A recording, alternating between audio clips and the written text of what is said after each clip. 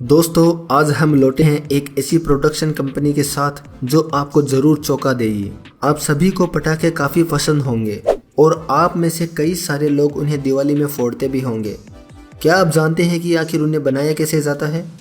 आज हम आपको ये दिखाएंगे कि ये पटाखे आखिर बनाए कैसे जाते हैं।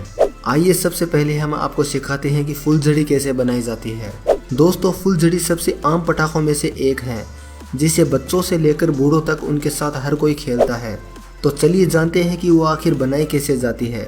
सबसे पहले एक बड़ी लकड़ी में तांबे के तारों को घुसाया जाता है। इसके लिए वो तारों को एक लकड़ी से बने सांचे में डालते हैं और फिर दूसरी लकड़ी से उसे पैक कर देते हैं। बाद में इन सभी को लॉक के जरिए पैक किया जाता है जो कुछ इस तरह दिखाई देता है। अब इन तारों को एक खास तरह के पेस्ट में डुबाया जाता है जिसके कारण ये फुलझड़ियाँ इतने अच्छे से जल पाती है। इस पेस्ट में डुबाने के बाद जब ये सूख जाता है तो फिर से इन्हें इस पेस्ट में डुबाया जाता है ताकि वो मोटा हो सके। अब अच्छे से मोटा होने के बाद इनके ऊपर मैग्नीशियम का पाउडर डाला जाता है। इसको सूखने के लिए कम से कम 2 से 3 दिन का समय लगता है। ये वही पाउडर है जो जलने के बाद कुछ इस तरह जलता है। अब इन्हें निकाल कर एक जगह इकट्ठा किया जाता है। इनकी साइज कुछ सेंटीमीटर से लेकर 1 फुट तक हो सकती है। फिर इसके बाद इनको गिनकर कार्डबोर्ड में पैक किया जाता है। दोस्तों, अब हम आपको बताते हैं कि सूतली बम कैसे तैयार किया जाता है। दोस्तों, ये पटाखा उन पटाखों में से एक है जो फूटने के बाद सबसे तेज आवाज करता है। आप में से ज्यादातर लोगों ने इसे जरूर फोड़ा होगा। तो चलिए जानते हैं कि आखिर इन्हें बनाया कैसे जाता है। सबसे पहले इन कार्डबोर्ड के बॉक्सेस में बारूद को भरा जाता है। फिर इसके बाद इसके ऊपर सूतली को बांधा जाता है। जब अंदर का बारूद जलकर बाहर निकलने की कोशिश करते हैं तब यही सूतली अंदर प्रेशर क्रिएट करती है। उससे काफी जोर से धमाका होता है। इसीलिए इस पटाखे का नाम सूतली बम पड़ा है।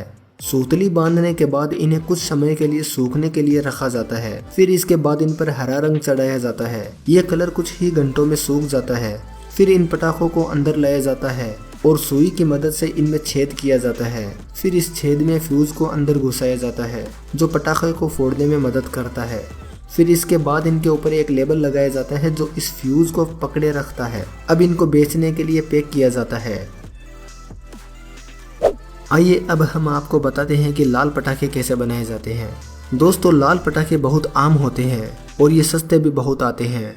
सबसे पहले लाल कलर के पेपर को इस कटर मशीन में डाला जाता है। ये मशीन इन लाल पेपर को गोल रोल्स में कन्वर्ट कर देती है। ये रोल 1 फुट तक लंबे हो सकते हैं। अब इन रोल्स को एक प्लेटफॉर्म पर अलाइन किया जाता है। फिर इनको एक कटर की मदद से इन रोल्स को छोटे छोटे ट्यूब्स में काटा जाता है। फिर इन छोटे हिस्सों को एक सांचे में पैक किया जाता है। फिर इन्हें इस फिलिंग मशीन में डाला जाता है जो इन गोल कार्ड एंड को सॉफ्ट कर देती है। फिर इसके बाद इन्हें मेटल स्ट्रिप से पैक किया जाता है। ये ज़्यादातर लाल रंग में ही बनाए जाते हैं।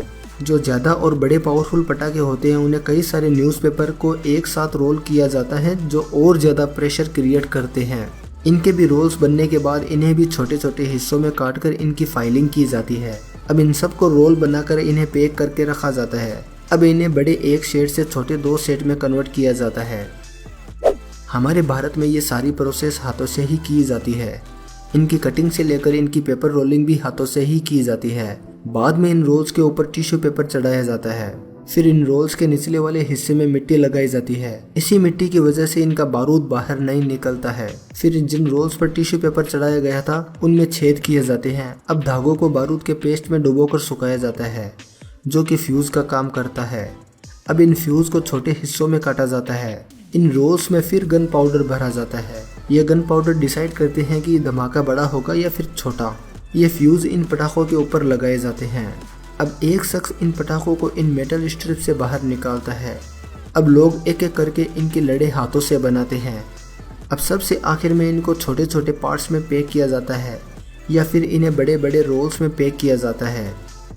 दोस्तों, आइए हम आपको सिखाते हैं कि रॉकेट कैसे बनाया जाता है। दोस्तों, रॉकेट के बिना हर एक फंक्शन अधूरा रहता है। सबसे पहले बड़े बड़े कार्डबोर्ड की शीट को इस मशीन से गोल आकार में काटा जाता है। फिर मोटे वाले कार्डबोर्ड को रोल किया जाता है। अब इन सबको प्लेटफॉर्म पर रखकर चिपकाया जाता है। अब इन ट्यूब्स को एक रस्सी से बांधा जाता है। बांधने के बाद अब इनमें स्टिक्स लगाई जाती है। फिर इनको बांधने के बाद इन पर मिट्टी डाली जाती है। अब एक प्रेसिंग मशीन के जरिए इनको सील किया जाता है। अब इन रोल्स में छेद किए जाते हैं। छेद किए जाने के बाद अब इनमें फ्यूज डाला जाता है। फ्यूज डालने के बाद इनको 30 से 40 के सेट में इनको अलाइन किया जाता है। अब इन सब में ऊपर से बारूद डाला जाता है। पहले कटे हुए कार्डबोर्ड को इनमें डाला जाता है।